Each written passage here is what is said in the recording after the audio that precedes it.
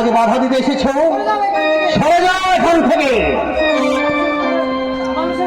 মানুষের উপর মানুষ অত্যাচার করবেন না।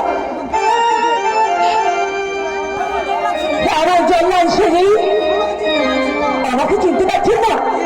কে কে তুমি? কিবা তোমার পরিচয়? আমি আমি আপনার হাতে ভাগে রেখে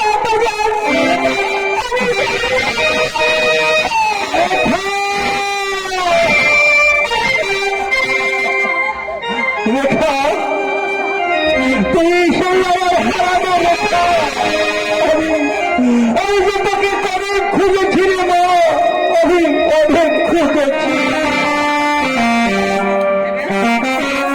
যে শয়তান তোকে অপহরণ করেছে তাকে তাকে যদি নির্মমভাবে হত্যা করত, মৃত্যু থেকে বাঁচতে চায়।